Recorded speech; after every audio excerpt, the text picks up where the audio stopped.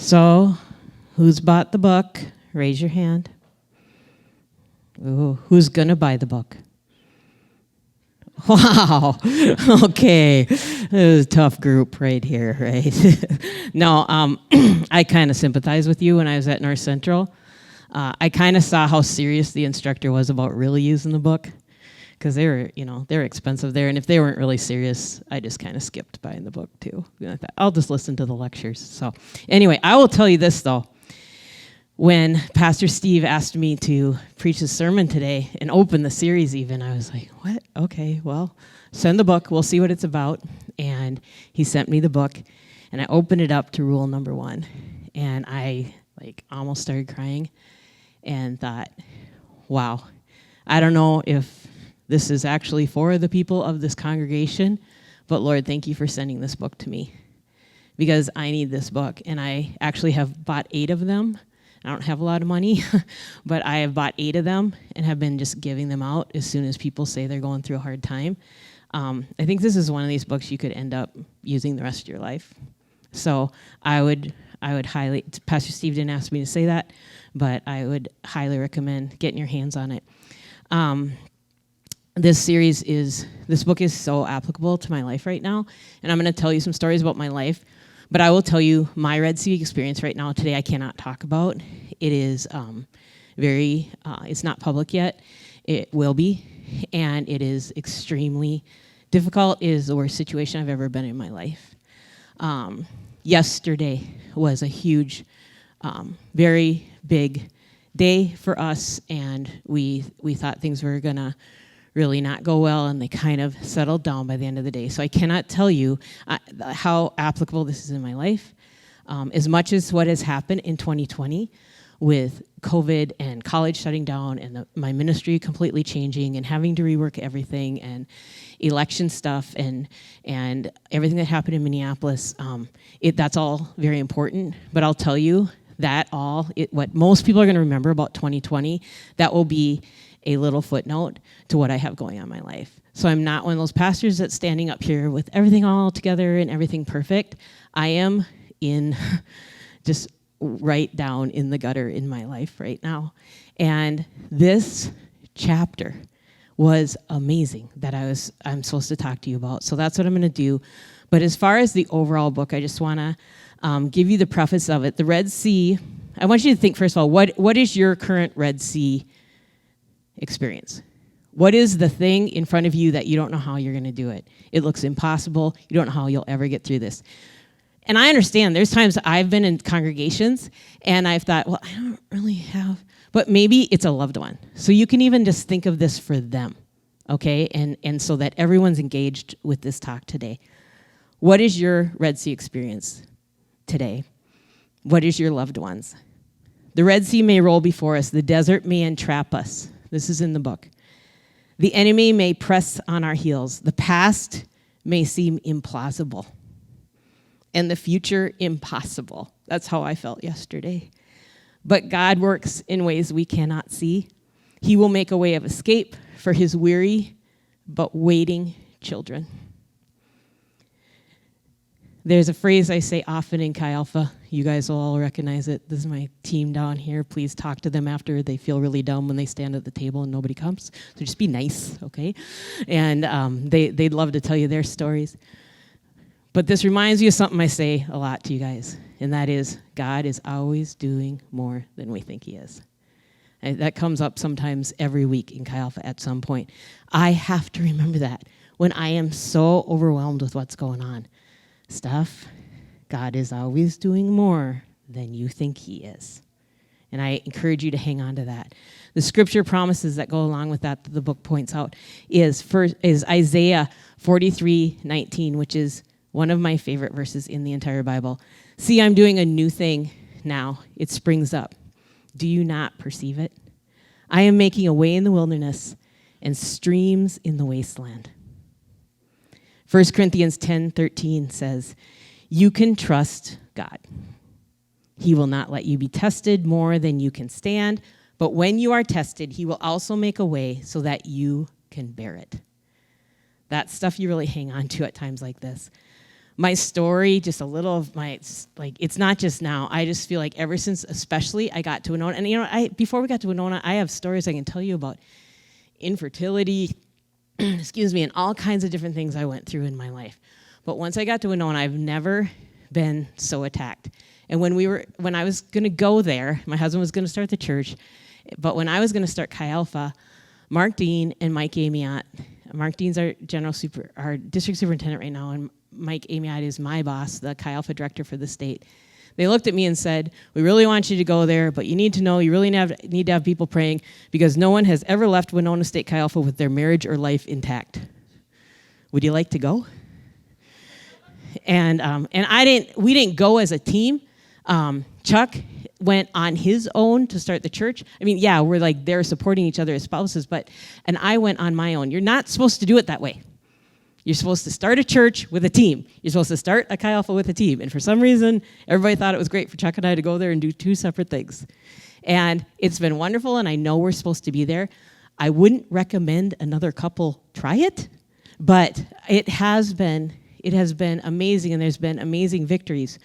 But man, I'd say especially I'm sorry to bring this up. I told these guys, just don't be triggered by what I talk about today, because they were all there for this.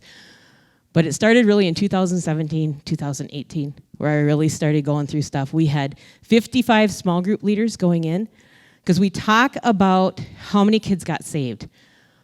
But what I think is truly the sign of our ministry is how many small group leaders we train. Because it's one thing to raise your hand and ask Jesus into your heart.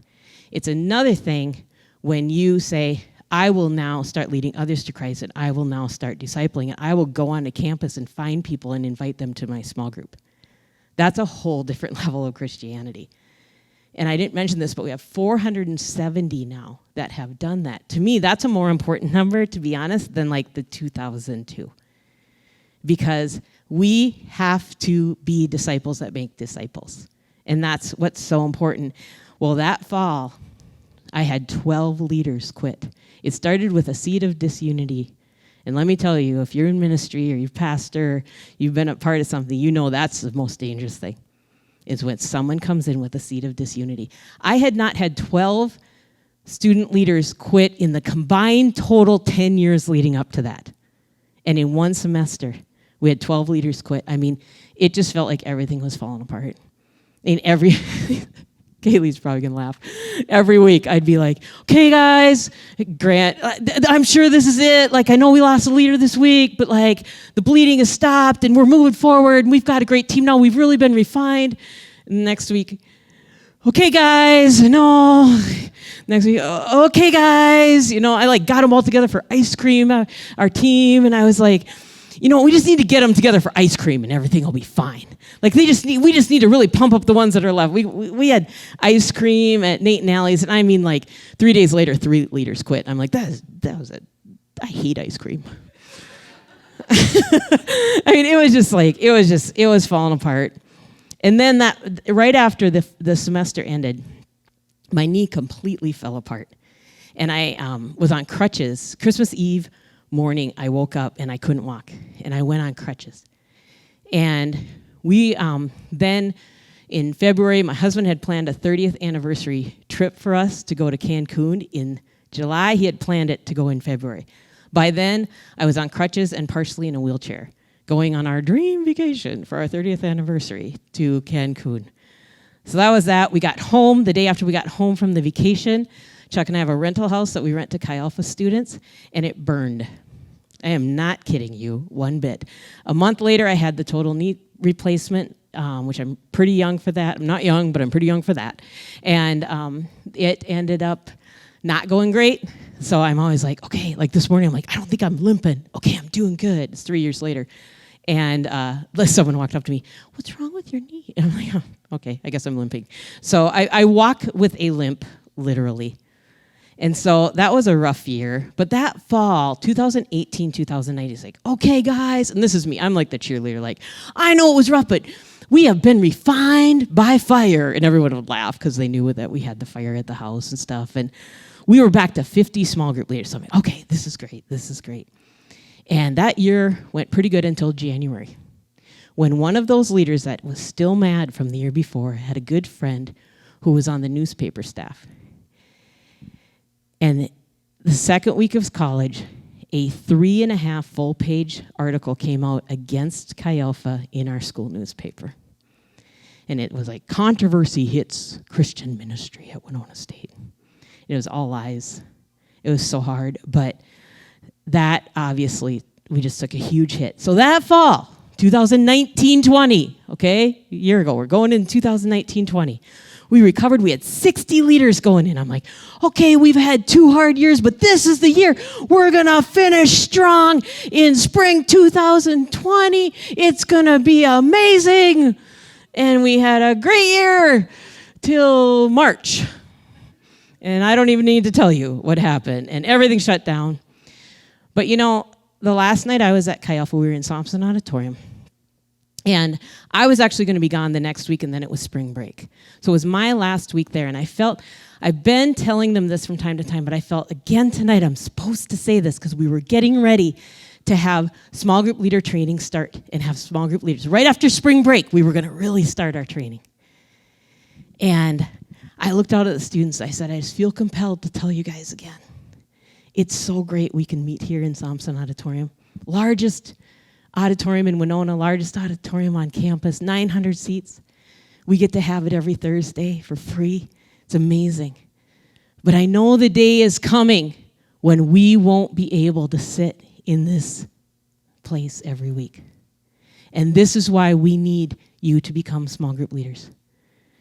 Because the day is going to come, guys, when we're not going to be able to meet like this. And guess what, guys? The day is going to come when you're not going to be able to meet like this. If you don't know that, you have not read your Bible. And you have not been paying attention to what's going on.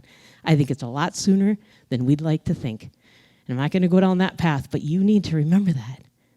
Our days are numbered to meet like this. And we're going to be meeting in houses. And I told the students, we'll be lucky to meet as small group leaders. Little did I know that service at the end of February 2020, with me gone the next week and then spring break coming, I had no idea the pandemic was going to hit, and we have not been in Thompson Auditorium since. With the way things are going in our country, I hope we'll be back there in the fall. I am not convinced we will be, because some of our theology and our stands and our biblical views that we believe everything in the Bible is true. And it's going to be interesting to see what happens. So let me tell you, there has been hardships, there has been hard times, but this fall, small group leader training we had to do right before college started. And I had 60 small group leaders over the summer. I had 51 by the time small group leader retreat started. It was only 2 days long, and I had lost 10 by the end. But you know what? I had a peace in my heart that was okay. Because these leaders are going to have to be strong. Because we don't get to do any events. We don't get to have Thursday night. They are going on that campus, not even getting to go to class, most of them. And they're just going to have to find students to come to their small group. I mean, they are going out there and literally reaching out students that need Jesus and pulling them in. This is what's amazing. We were down to a lower number of small group leaders, but we had a higher average attendance in small groups this fall than we did the year before. We had, like I told you, students getting saved in the small group that we have never had that before. God is always doing more than we think he is. And this rule number 1, you know what it is? And it's really hard, and I told the prayer team this morning, I don't like it. I think we should change it. It's realize that God means for you to be where you are. And I look at my life right now, and this whole thing, I could talk to you about this other stuff. I don't think that's right.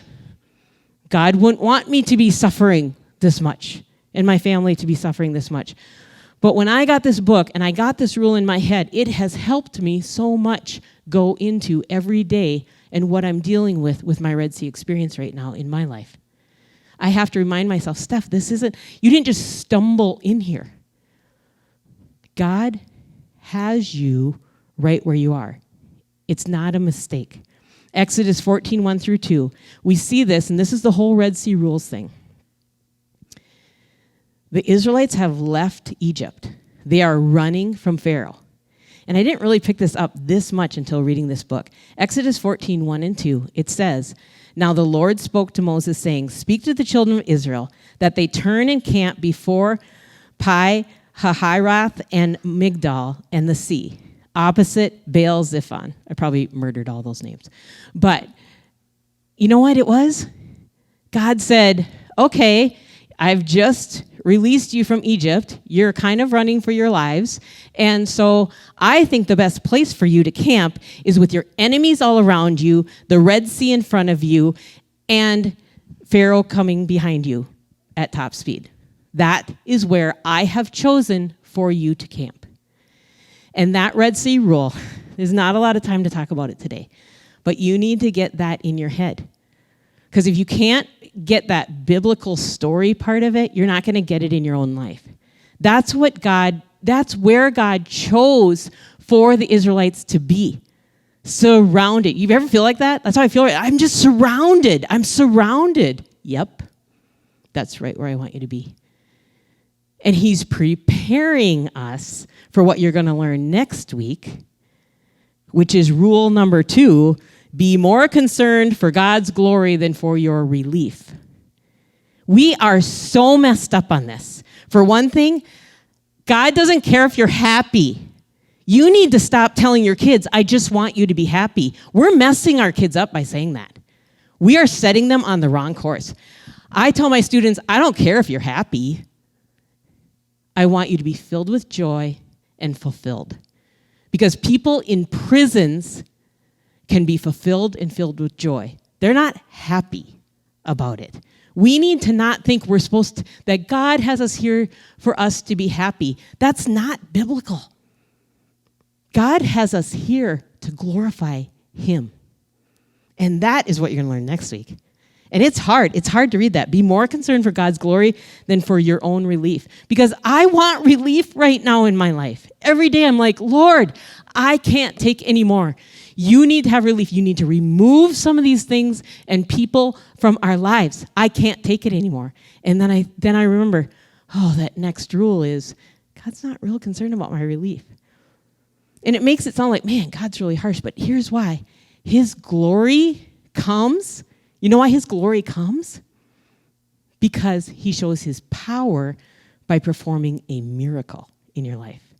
You don't need any miracles if you're not in a place of desperation. You have to be in a place of desperation. So if that's where you are right now, believe God has a plan and be ready. Because now you're in a place where you can experience a miracle. You can see God's power so that he can be glorified. But you have to be where you're at right now. You have to believe rule number 1, that God has you right where you are. It is his plan. I'm going to ask the worship leader to come up and just play as I finish up here. There's 4 things you need to remember as you're facing your Red Sea. Think again about what your Red Sea thing is. I'm just going to read these 4. They're in the book, so I'm just going to read them and you can go back to them. You are there by God's appointment. He brought me here. It is by his will that I am in place. In fact, in this fact, I will rest. Number 2, you are there in his keep. He will keep me here in his love, give me grace to behave as his child. You are here under his training. He will make the trial a blessing, teaching me lessons as he intends me to learn, and working in me the grace he means to bestow.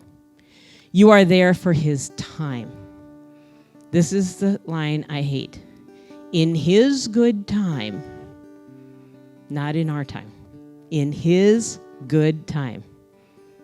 You know where he says like a day is like 1,000 years to me? Yeah, be patient. In his good time, he can bring me out again. How and when, only he knows. God is hardly ever early. I say this too. He's hardly ever early, but he's always on time. Despite all evidence to the contrary, there's no better place to be than where you are right now. I am having to, I haven't quite, I'm just going to tell you, I haven't quite gotten there yet. Yesterday, I was not there. I have a hard time believing where our family is yesterday is the best place to be. But I know probably in a few years, you pray for me a lot this year. This year's going to be really hard. Going to look back and see God's hand was on it all the time. And he's going to do all these things that we talk about. He's going to make this trial into a blessing and all these things. I just want to close with this. This is a reading that I got, and I think of this so often when I think of specifically that my family member that's really, really going through the worst part of this.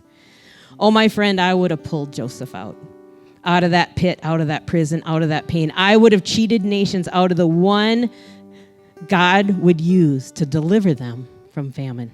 I would have pulled David out of Saul's spear-throwing presence, out of the caves he hid away in, out of the pain of rejection. I would have cheated Israel out of a God-hearted king.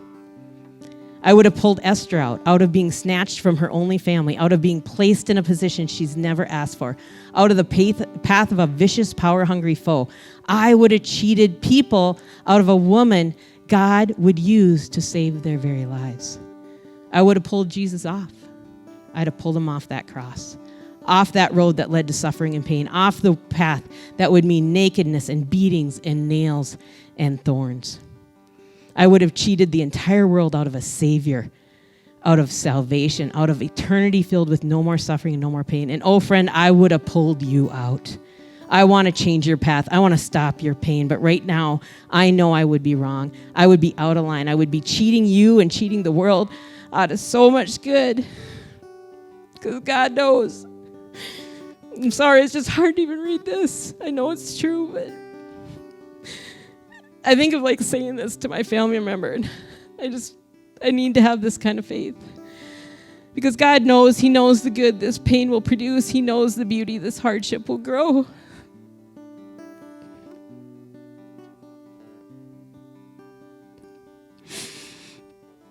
He's watching over you and keeping you even in the midst of this. He's promising that you can trust him. And even when all feels like more than you can bear. So instead of trying to pull you out, I'm going to lift you up with this prayer. Father, I'm kneeling before you, and this is our prayer I'll close with here. I'm kneeling before you, and I'm asking you to give us strength, to give us hope. I'm asking you to protect us and move us when the time is right. I'm asking you to help and stay prayerful and discerning. I'm asking you how we can best love each other and be a help to each other. I'm believing you're going to use our lives in a powerful and beautiful way. Ways that leave our hearts grateful and humbly thankful for this road that you have us on. Red Sea rule number 1. Realize that God means for you to be exactly where you are right now.